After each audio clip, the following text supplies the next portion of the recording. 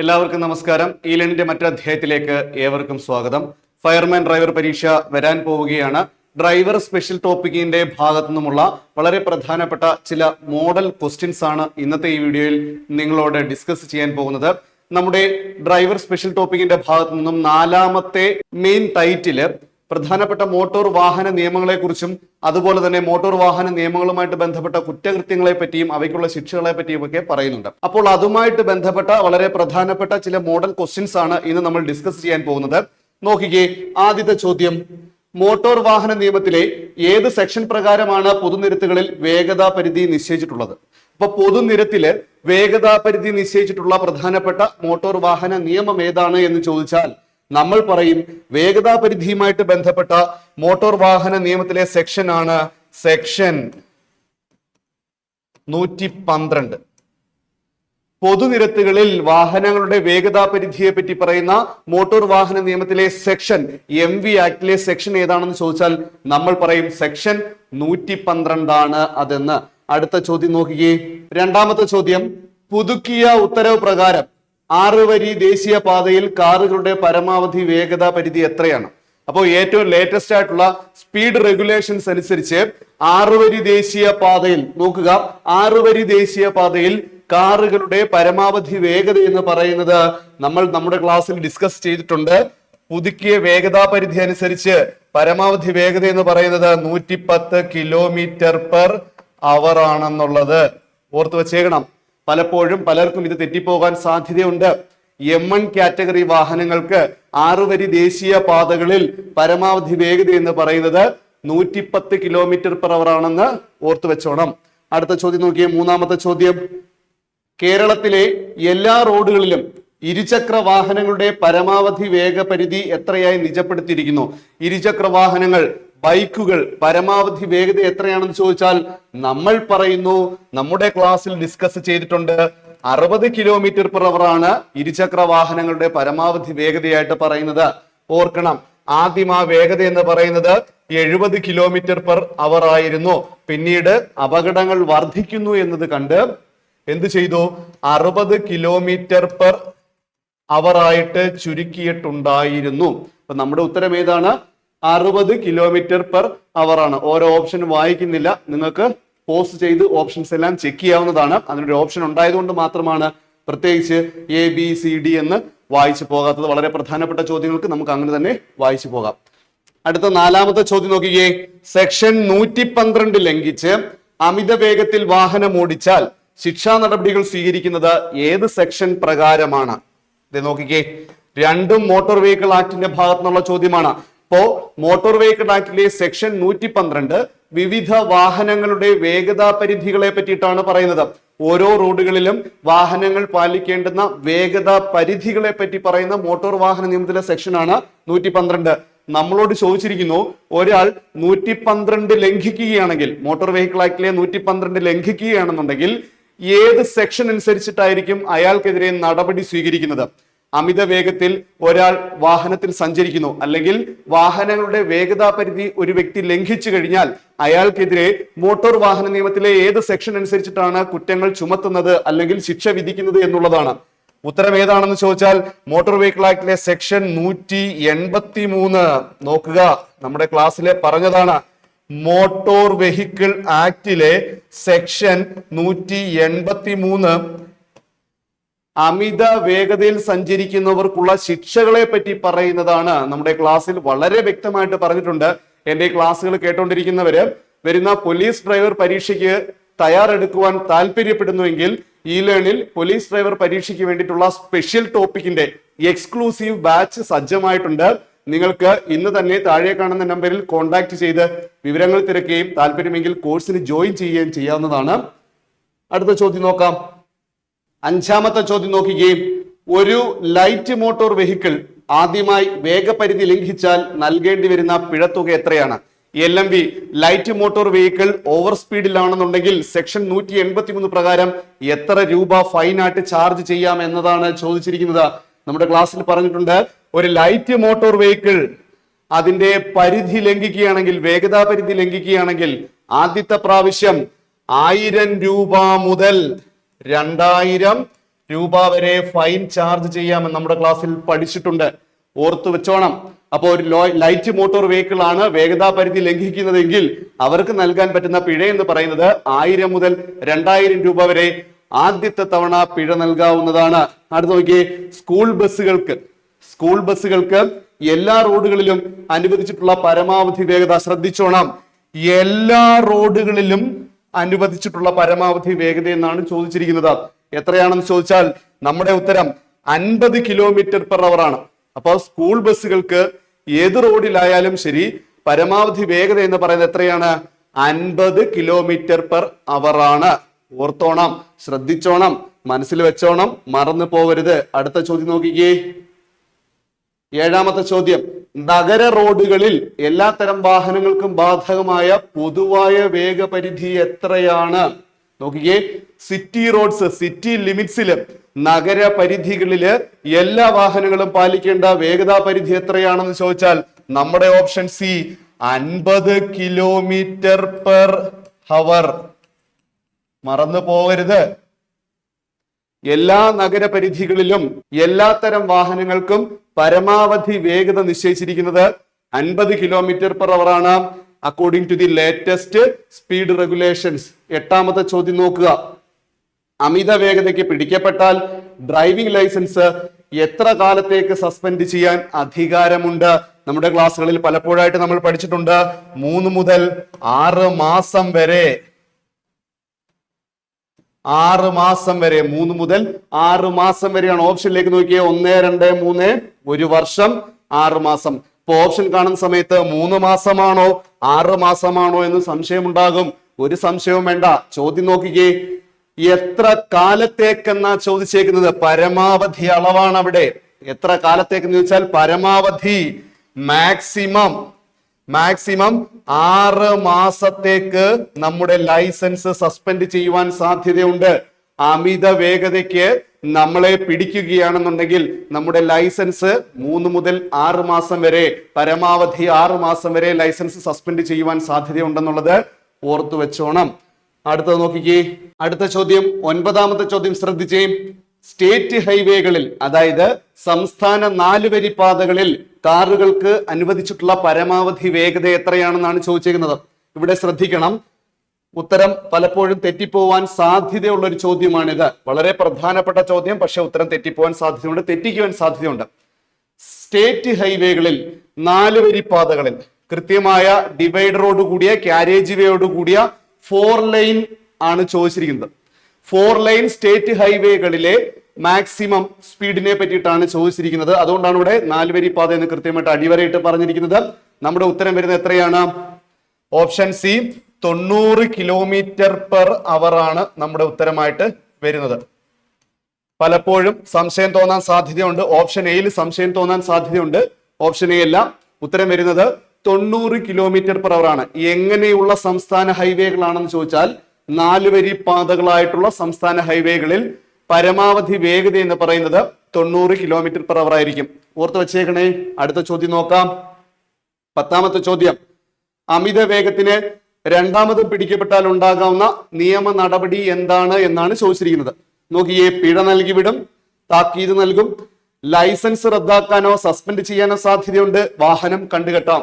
കേൾക്കുമ്പോൾ തന്നെ മനസ്സിലായി കാണും. ഓപ്ഷൻ സി ആണ് ഉത്തരം. അമിത വേഗത്തിന് രണ്ടാമതും പിടിക്കപ്പെട്ട് കഴിഞ്ഞാൽ നമ്മുടെ ലൈസൻസ് ഒരുപക്ഷെ റദ്ദാക്കുവാനോ ഒരു നിശ്ചിത കാലയളവിലേക്ക് സസ്പെൻഡ് ചെയ്യുവാനോ സാധ്യതയുണ്ട്. മറന്നു പോകരുത്, വളരെ പ്രധാനപ്പെട്ട ചോദ്യങ്ങളാണ്. അടുത്ത നോക്കിക്കേ, 11ാമത്തെ ചോദ്യം നോക്കിക്കേ. മോട്ടോർ വാഹന നിയമത്തിലെ ഏത് സെക്ഷനാണ് വാഹനങ്ങളുടെ ഭാരപരിധിയെയും നിയന്ത്രണങ്ങളെയും കുറിച്ച് പറയുന്നത്? വാഹനങ്ങളുടെ ഭാരപരിധി, നിയന്ത്രണങ്ങൾ. വളരെ പ്രധാനപ്പെട്ട ചോദ്യം, നല്ലൊരു ചോദ്യമാണ്, ചോദിക്കുവാൻ സാധ്യതയുള്ള ചോദ്യമാണ്. സെക്ഷൻ 120, 113, 112, 115. നിങ്ങൾക്കറിയാം 112 വരാൻ സാധ്യതയില്ല. അത് നമ്മൾ പഠിച്ചു. ഓവർ സ്പീഡുമായിട്ട് ബന്ധപ്പെട്ടതാണെന്ന് നമ്മൾ പഠിച്ചു. ഇത് നോക്കിയേ, ഭാരപരിധി നിയന്ത്രണങ്ങൾ. ഉത്തരം ഏതാണെന്ന് അറിയാമോ? നമ്മൾ നമ്മുടെ ക്ലാസ്സിൽ പറഞ്ഞതാണ് സെക്ഷൻ 113. സെക്ഷൻ 113 എന്താണെന്നാ പറഞ്ഞതെന്ന് ഓർമ്മയുണ്ടോ? Limitations of use and limitations on weight. വാഹനങ്ങളുടെ ഭാരപരിധിയെ പറ്റിയിട്ടും വാഹനങ്ങളുടെ ഉപയോഗത്തിലുള്ള നിയന്ത്രണത്തെ പറ്റിയും നമ്മൾ സെക്ഷൻ 113 പറഞ്ഞപ്പോൾ പഠിച്ചിട്ടുണ്ടായിരുന്നു ക്ലാസ്സിൽ. നമ്മുടെ ക്ലാസ് അറ്റൻഡ് ചെയ്തവർക്ക് കൃത്യമായിട്ട് ഇത് ഉത്തരം എഴുതാൻ സാധിക്കുന്നേ ഉള്ളൂ. ഉത്തരമായിട്ട് വരുന്നത് മോട്ടോർ വെഹിക്കിൾ ആക്ടിലെ സെക്ഷൻ 113 മോട്ടോർ വെഹിക്കിൾ ആക്ടിലെ സെക്ഷൻ 113 എന്ത് പറയുന്നു എന്ന് ചോദിച്ചു കഴിഞ്ഞാൽ limits on weight and limitations of use. വാഹനങ്ങളുടെ ഭാരപരിധിയെ പറ്റിയും നിയന്ത്രണങ്ങളെ പറ്റിയും പ്രതിപാദിക്കുന്ന മോട്ടോർ വെഹിക്കിൾ ആക്ടിലെ സെക്ഷൻ ഏതാണെന്ന് ചോദിച്ചാൽ സെക്ഷൻ 113 എന്ന് ആൻസർ ചെയ്തോണം. അടുത്ത ചോദ്യം നോക്കിയേ, 12ാമത്തെ ചോദ്യം. സെക്ഷൻ 113 2 പ്രകാരം പൊതുസ്ഥലത്ത് ഓടിക്കുന്ന വാഹനങ്ങളിൽ ഏത് തരം ടയറുകളാണ് നിർബന്ധമായിട്ടും ഉണ്ടായിരിക്കേണ്ടത്? നമുക്കറിയാം ഏത് തരം ടയറുകളാണ്. വായു നിറച്ച ടയറുകൾ അല്ലെങ്കിൽ ന്യൂമാറ്റിക് ടയറുകൾ എന്ന് ഓർത്തു വെച്ചോണം. ന്യൂമാറ്റിക് ടയറുകൾ. ന്യൂമാറ്റിക് എന്ന് വെച്ചാൽ വായു നിറച്ചത് എന്നർത്ഥം, അല്ലെങ്കിൽ വായുവുമായിട്ട് ബന്ധപ്പെട്ട് നിൽക്കുന്നത് എന്നാണ് അർത്ഥം. അടുത്തത് 13ാമത്തെ ചോദ്യം നോക്കുക. ഒരു വാഹനത്തിൽ കയറ്റാവുന്ന പരമാവധി ഭാരം അഥവാ gross vehicle wait GVW gross vehicle wait രേഖപ്പെടുത്തിയിരിക്കുന്നത് എവിടെയാണ്? വാഹനവുമായിട്ട് ബന്ധപ്പെട്ട ഏത് രേഖയിലാണ് വാഹനത്തിൽ കയറ്റുവാൻ കഴിയുന്ന പരമാവധി ഭാരത്തെ പറ്റി പ്രതിപാദിക്കുന്നത് എന്ന് ചോദിച്ചാൽ നമ്മൾ പറയുന്നു രജിസ്ട്രേഷൻ സർട്ടിഫിക്കറ്റ് അല്ലെങ്കിൽ വാഹനത്തിന്റെ RC ബുക്കിലാണെന്ന്. നമ്മുടെ ക്ലാസ്സിൽ പറഞ്ഞിട്ടുണ്ടായിരുന്നു വാഹനത്തിന്റെ RC ബുക്കിൽ കൃത്യമായിട്ടും ആ വാഹനത്തിൽ കയറ്റുവാൻ കഴിയുന്ന പരമാവധി ഭാരം, നിയമം അനുവദിച്ചിട്ടുള്ള കയറ്റുവാൻ കഴിയുന്ന പരമാവധി ഭാരത്തെ പറ്റിയിട്ട് RC ബുക്കിലായിരിക്കും മെൻഷൻ ചെയ്തിട്ടുണ്ടാവുക. അപ്പോ ഗ്രോസ് വെഹിക്കിൾ വെയിറ്റ് എന്താണെന്ന് പഠിക്കണം. ഒരു വാഹനത്തിൽ കയറ്റുവാൻ കഴിയുന്ന പരമാവധി ഭാരത്തെയാണ് നമ്മൾ ഗ്രോസ് വെഹിക്കിൾ വെയിറ്റ് എന്ന് പറയുന്നത്.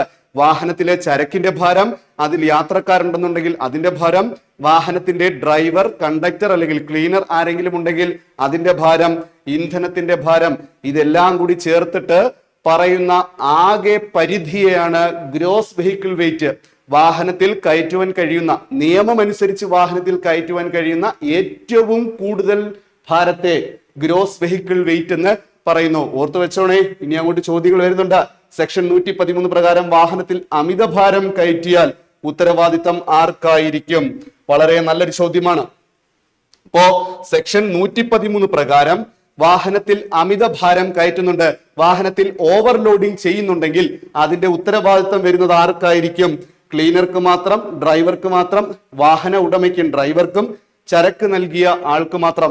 ആർക്കാണ് ഉത്തരം വരുന്നത്? വാഹന ഉടമയ്ക്കും ഡ്രൈവർക്കും ഒരേപോലെ ഉത്തരവാദിത്വമുണ്ട്. അപ്പോൾ ഒരു വാഹനത്തിൽ ഉടമ ഡ്രൈവറുടെ അറിവോടെയോ അറിവില്ലാതെയോ അമിതഭാരം കയറ്റി കഴിഞ്ഞാൽ ഡ്രൈവർക്കും ഉടമയ്ക്കും ഒരുപോലെ ഉത്തരവാദിത്തം ഉണ്ട് എന്നാണ് നമ്മൾ പഠിച്ചിരിക്കുന്നത്. അടുത്ത ചോദ്യം നോക്കാം. 15ാമത്തെ ചോദ്യം നോക്കിക്കേ. ഒരു വാഹനം അനുവദനീയമായ പരിധിയിൽ കൂടുതൽ ഭാരം കയറ്റി കഴിഞ്ഞാൽ നൽകേണ്ടുന്ന ഏറ്റവും കുറഞ്ഞ പിഴ, അതായത് ബേസ് ഫൈൻ എത്രയാണെന്നാണ് ചോദിച്ചിരിക്കുന്നത്. ഒരു വാഹനത്തിൽ അമിതഭാരം കയറ്റിയിട്ടുണ്ടെന്ന് തെളിഞ്ഞു കഴിഞ്ഞാൽ ആ വാഹനത്തിന്റെ ഉടമ അല്ലെങ്കിൽ ഡ്രൈവർ നൽകേണ്ടുന്ന പിഴ, ഏറ്റവും കുറഞ്ഞ പിഴ എത്രയാണെന്നാണ് ചോദിച്ചിരുന്നത്. 2000, 20,000, 5000, 10,000. നമ്മൾ പഠിച്ചിട്ടുണ്ട് ബേസ് ഫൈൻ എന്ന് പറയുന്നത് 20,000 രൂപയായിരിക്കും. ഏറ്റവും കുറഞ്ഞ തുക എത്രയാണ്, ഫൈൻ എത്രയാണെന്ന് ചോദിച്ചാൽ 20,000 രൂപയായിരിക്കും എന്നുള്ളതാണ് ഓർത്തു വെച്ചോണം. അടുത്ത ചോദ്യം നോക്കിക്കുകയും, അടിസ്ഥാന പിഴയ്ക്ക് പുറമെ അനുവദനീയമായ പരിധിക്ക് മുകളിലുള്ള ഓരോ അധിക ടണ്ണിനും എത്ര രൂപ വീതം പിഴ നൽകണം? അപ്പൊ ബേസ് ഫൈൻ നമ്മൾ പറഞ്ഞു 20,000 രൂപയാണ് ബേസ് ഫൈൻ. വാഹനത്തിൽ അമിതഭാരം കയറ്റിയിട്ടുണ്ട് എന്ന് തെളിഞ്ഞാൽ അടിസ്ഥാനപരമായിട്ട് നമ്മൾ നൽകേണ്ടുന്ന പിഴത്തുക എത്രയാണെന്ന് ചോദിച്ചാൽ അത് 20,000 രൂപയാണ്. ഇനി അധികമായി കയറ്റിയിട്ടുള്ള ഓരോ ടണ്ണിനും എത്ര രൂപ വെച്ച് നൽകണമെന്നാണ് ചോദിച്ചിരിക്കുന്നത്. 1000, 5000, 500, 2000. ഉത്തരം എത്രയാണ്? അധികമായിട്ട് കയറ്റുന്ന ഓരോ ടണ്ണിനും 2000 രൂപ വീതം പിഴ നൽകണം. ഒരു വാഹനത്തിന്റെ മാക്സിമം കപ്പാസിറ്റി 10 ടൺ ആണെന്ന് വിചാരിക്കുക. അതില് 12 ടൺ ലോഡ് ചെയ്തിട്ടുണ്ട് എന്ന് കരുതുക. അങ്ങനെയാണെന്നുണ്ടെങ്കിൽ അയാൾ 20,000 രൂപ ഫൈൻ നൽകണം. കാരണം അയാൾ അമിതഭാരം കയറ്റിയിട്ടുണ്ട്. എത്രയാണ് കയറ്റിയിരിക്കുന്നത്?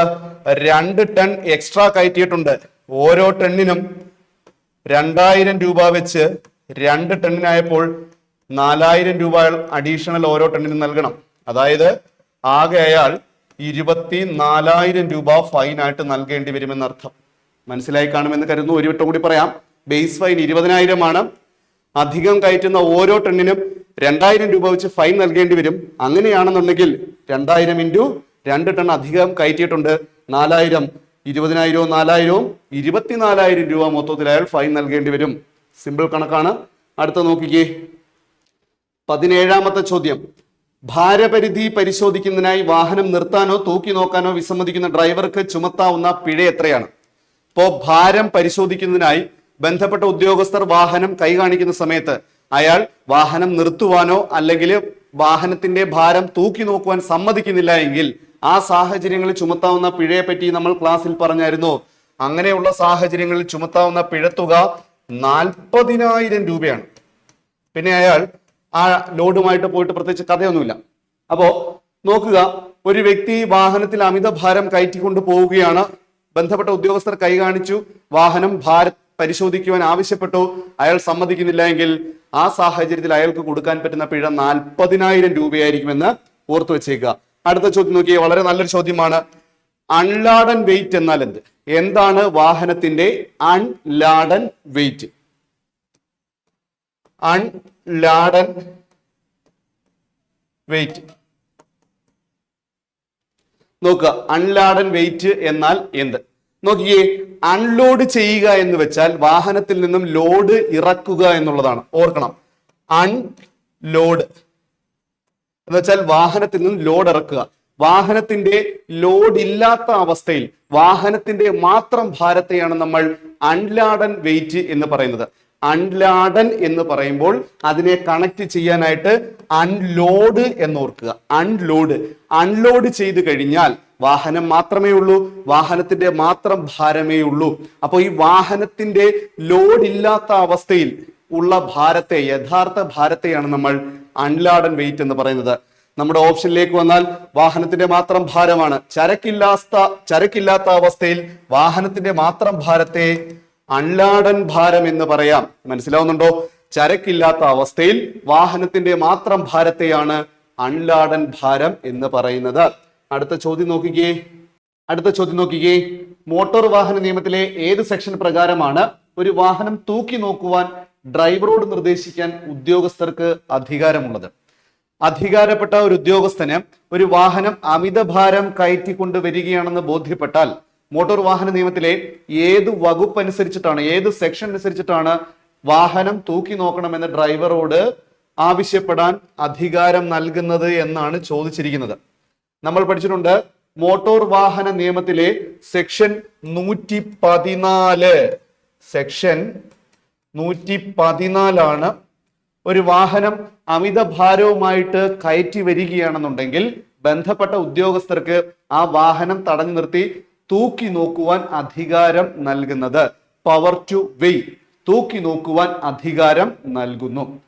അപ്പോൾ നമ്മുടെ ഉത്തരം ഏതാണ്? ഓപ്ഷൻ ബി ആണ് നമ്മുടെ ഉത്തരമായിട്ട് വരുന്നത്. ഒരു വാഹനം അമിത ഭാരം കയറ്റി വരികയാണെന്നുണ്ടെങ്കിൽ ബന്ധപ്പെട്ട അധികാരപ്പെട്ട ഉദ്യോഗസ്ഥന് ആ വാഹനത്തെ തടഞ്ഞു നിർത്തി തൂക്കി നോക്കണമെന്ന് ആവശ്യപ്പെടുവാൻ അധികാരം നൽകുന്ന വകുപ്പാണ് മോട്ടോർ വാഹന നിയമത്തിലെ സെക്ഷൻ 114 എന്ന് പറയുന്നത്. അടുത്ത ചോദ്യം നോക്കിക്കേ, 20ാമത്തെ ചോദ്യം നോക്കുക. സെക്ഷൻ 114 പ്രകാരം വാഹനം തൂക്കി നോക്കുന്നതിനായി പരമാവധി എത്ര ദൂരപരിധിയിലുള്ള വേ ബ്രിഡ്ജിലേക്ക് കൊണ്ടുപോകാൻ ഉദ്യോഗസ്ഥർക്ക് ആവശ്യപ്പെടാം? ഒരു വാഹനം അമിതഭാരം കയറ്റിയിട്ടുണ്ട് എന്ന് ബോധ്യപ്പെടുന്നു. ബന്ധപ്പെട്ട ഉദ്യോഗസ്ഥൻ പറയുകയാണ് അടുത്തുള്ള വേ ബ്രിഡ്ജിലേക്ക് തൂക്കി നോക്കുവാനായിട്ട് പോകണമെന്ന് പറയുന്നു. അങ്ങനെയാണെന്നുണ്ടെങ്കിൽ പരമാവധി എത്ര ദൂരം വരെയുള്ള വേ ബ്രിഡ്ജിലേക്ക് പോകാം എന്നാണ് പറയുന്നത്. നമ്മുടെ ക്ലാസ്സിൽ പങ്കെടുത്തവരാണെങ്കിൽ ഒരുപക്ഷെ അറിയായിരിക്കും. ഇപ്പോ എ എന്ന് പറയുന്ന പോയിന്റിൽ വെച്ച് ഒരു വാഹനത്തെ തടഞ്ഞു നിർത്തി. അവിടെ വെച്ച് ആ വാഹനത്തിൽ അമിതഭാരം കയറ്റിയിട്ടുണ്ടെന്ന് ബോധ്യപ്പെട്ടു.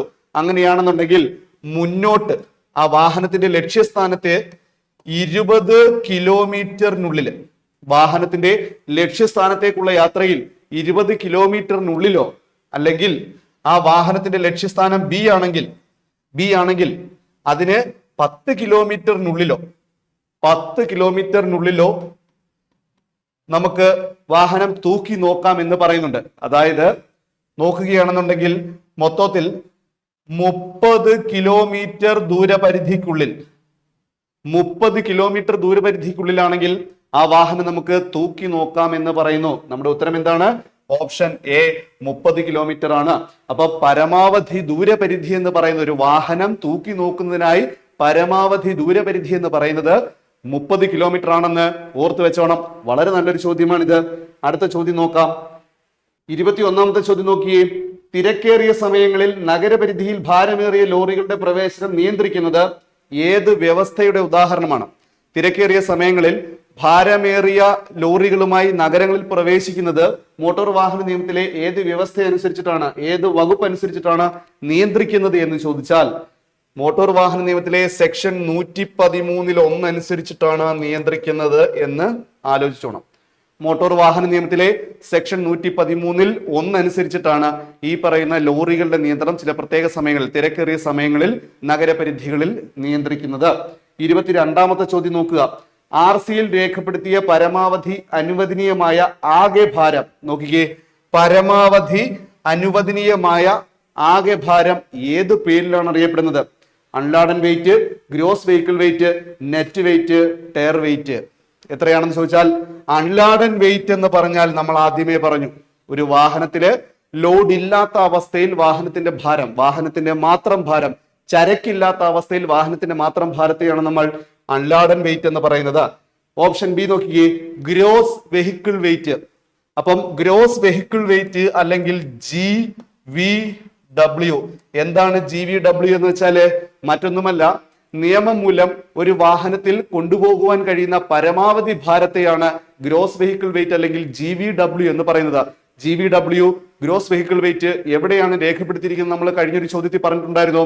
വാഹനത്തിന്റെ RC ബുക്കിൽ കൃത്യമായിട്ടും അതിന്റെ GVW, അതിന് കൊണ്ടുപോകുവാൻ കഴിയുന്ന പരമാവധി ഭാരം രേഖപ്പെടുത്തിയിട്ടുണ്ടാകും. മറന്നു പോകരുത്. അടുത്ത ചോദ്യം നോക്കുക. 23ാമത്തെ ചോദ്യം. ഡ്രൈവർ അമിതഭാരം കയറ്റിയ വാഹനം ഓടിച്ചതിന് പിടിക്കപ്പെടുമ്പോൾ സെക്ഷൻ 113 പ്രകാരം കോടതിക്ക് എന്തനുമാനിക്കാം? ഒരു വ്യക്തി അമിതഭാരം കയറ്റിക്കൊണ്ട് ഒരു വാഹനം ഓടിച്ചു വരുന്നു, അല്ലെ ഡ്രൈവർ തന്റെ വാഹനത്തിൽ അമിതഭാരവും കയറ്റിക്കൊണ്ട് ഓടിച്ചു വരുന്ന സമയത്ത് കോടതിക്ക് മോട്ടോർ വാഹന നിയമത്തിലെ സെക്ഷൻ 113 അനുസരിച്ച് എന്തനുമാനിക്കാം? ഡ്രൈവർക്ക് മാത്രം ഉത്തരവാദിത്തം, ഉടമയ്ക്ക് ഉത്തരവാദിത്തമില്ല. ഉടമയുടെ അറിവോടെയോ നിർദ്ദേശപ്രകാരമോ കുറ്റകൃത്യം നടന്നതായി വാഹനം പിടിച്ചെടുക്കുവാൻ പാടില്ല. ഉത്തരം വളരെ സിമ്പിൾ ആണ്. ഉടമയുടെ അറിവോടെയോ നിർദ്ദേശപ്രകാരമോ കുറ്റം നടന്നതായി അനുമാനിക്കാം. ഇപ്പൊ മോട്ടോർ വാഹന നിയമത്തിലെ സെക്ഷൻ 113 അനുസരിച്ചിട്ട് ഒരു വാഹനത്തിന്റെ ഡ്രൈവർ തന്റെ വാഹനത്തിൽ അമിതഭാരം കയറ്റുകയാണെന്നുണ്ടെങ്കിൽ അത് ഉടമയുടെ അറിവോടെയും സമ്മതത്തോടെയും കൂടിയാണെന്ന് അനുമാനിക്കാമെന്ന് പറയുന്നു. അടുത്ത ചോദ്യം നോക്കുകയെ. 24ാമത്തെ ചോദ്യം. മോട്ടോർ വാഹന നിയമത്തിലെ ഏത് സെക്ഷൻ പ്രകാരമാണ് പൊതുജന സുരക്ഷ മുൻനിർത്തി ഗതാഗതം നിയന്ത്രിക്കുവാൻ സർക്കാരിന് അധികാരമുള്ളത്? 24ാമത്തെ ചോദ്യം. ഉത്തരങ്ങൾ നോക്കിയേ. Section 115, section 113, 114, section 112. എന്താണ് ഉത്തരമായിട്ട് വരുന്നത്? ഓപ്ഷൻ എ ആണ് നമ്മുടെ ഉത്തരമായിട്ട് വരുന്നത്. പൊതുജന സുരക്ഷ മുൻനിർത്തി മോട്ടോർ വാഹനങ്ങളുടെ ഗതാഗത നിയന്ത്രണം ഏർപ്പെടുത്തുവാൻ സർക്കാരിന് അധികാരം നൽകുന്ന വകുപ്പ് ഏതാണെന്ന് ചോദിച്ചു കഴിഞ്ഞാൽ ഓപ്ഷൻ എ ആണ് ഉത്തരം. സെക്ഷൻ 115 മോട്ടോർ വാഹന നിയമത്തിലെ, മോട്ടോർ വെഹിക്കിൾ ആക്ടിലെ സെക്ഷൻ 115 പറയുന്നു പൊതുജന സുരക്ഷ മുൻനിർത്തി ഗതാഗതം നിയന്ത്രിക്കാം. മോട്ടോർ വാഹന നിയമത്തിലെ സെക്ഷൻ 115 അനുസരിച്ചിട്ടാണ് അത് ചെയ്യുന്നത് എന്നുള്ളത് കൃത്യമായിട്ട് ഓർത്തു വെച്ചേക്കണം. മറന്നു പോവരുത്. വളരെ പ്രധാനപ്പെട്ട ചോദ്യങ്ങളാണ്, ചോദിക്കുവാൻ സാധ്യത ഉള്ള ചോദ്യങ്ങളാണ്. 25ാമത്തെ ചോദ്യം നോക്കിക്കേ. താമരശ്ശേരി ചുരം പോലെയുള്ള മലയോര പാതകളിൽ കനത്ത തിരക്കുള്ളപ്പോൾ നിയന്ത്രണം കൊണ്ടുവരാൻ ഉദ്യോഗസ്ഥരെ സഹായിക്കുന്ന സെക്ഷൻ നേരത്തെ പറഞ്ഞതുപോലെ തന്നെയാണ്. പൊതുജന സുരക്ഷയെ മുൻനിർത്തിക്കൊണ്ട് ഗതാഗതം നിയന്ത്രിക്കുവാൻ സെക്ഷൻ 115 ഉപയോഗിച്ചാൽ ഇവിടെയും മോട്ടോർ വാഹന നിയമത്തിലെ സെക്ഷൻ 115 അനുസരിച്ച് പൊതുജന സുരക്ഷയെ മുൻനിർത്തിക്കൊണ്ട് നമുക്ക് ഗതാഗതം നിയന്ത്രിക്കുവാൻ സാധിക്കും. താമരശ്ശേരി ചുരത്തിലായാലും എവിടെയായാലും ശരി. ഒരിക്കൽ കൂടി നോക്കിക്കേ.